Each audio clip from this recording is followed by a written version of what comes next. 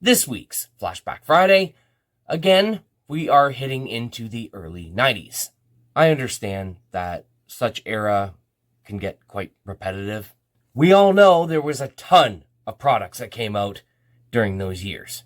It just brings me back to my childhood days. This week, we focus on the 1991-92 Topps Stadium Club. In my opinion, this card set was not exactly the norm of card sets. I suppose that could be a good thing, but yet an offsetting kind of thing. This set was relatively big, 400 cards to complete the set. The interesting thing about these cards was they actually posted the player's very first Topps card on the back, which was something quite different and odd.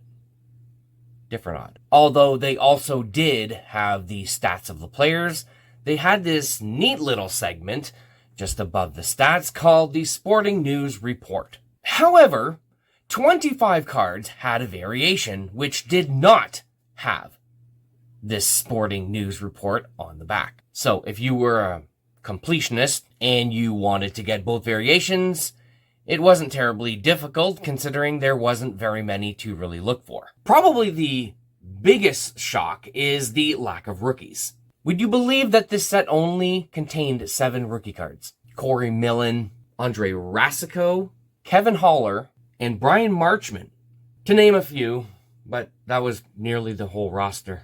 And having no inserts whatsoever in this set made it that much easier to complete it. There are a few interesting facts about this set. Probably one of the most common known facts about this set is card number 290.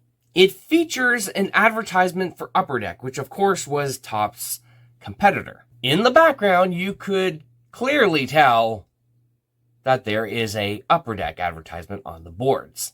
Topps were slick and decided to change one of the P's in Upper to a B, yet leaving the entire Upper Deck logo fully intact, which you can see right through the net. Although I do understand why they would do something like that, but normally I'm not paying attention to the background of the card. Usually try to focus on just the player. This Topps Stadium Club set was actually overproduced. Now, I'm not necessarily speaking about the print runs because, of course, we know everything was mass-produced in the 90s. However, what I do mean is the size of the print.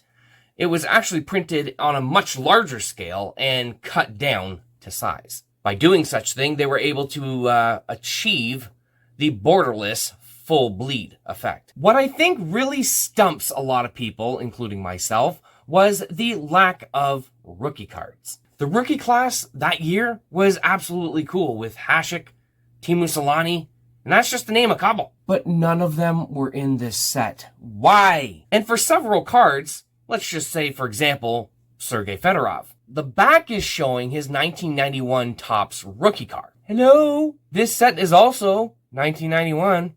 Right now, I'm completely taking a guess at probably what you're thinking. Tim, Fedorov's rookie card was in 1990.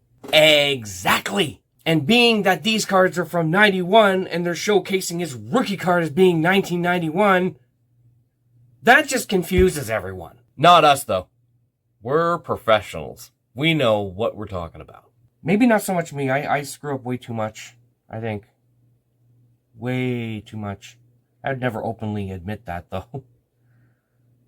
Not on camera, anyways. I never actually had any of these growing up.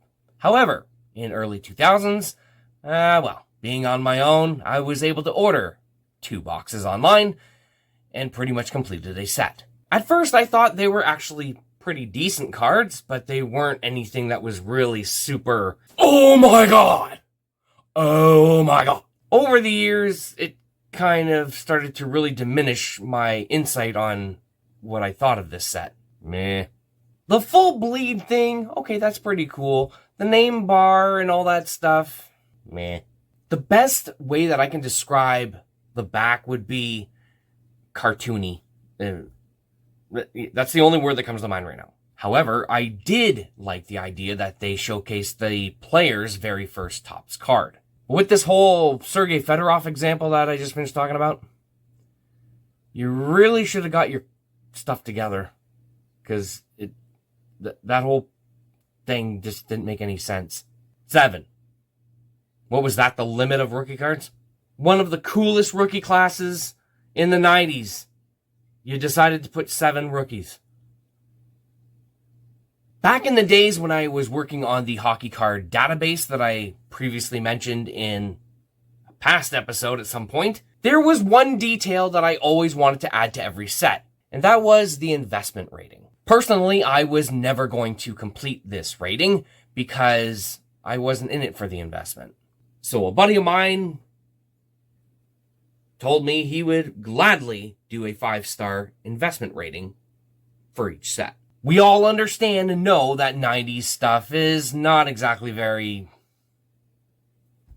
valuable to begin with. But even as a hobbyist like myself, the rating of this set wouldn't be very high by any means, just primarily for the lack of rookies. In any case, valuable or not, it is in fact a set that has been released into our hobby and is now just a piece of history within our hobby.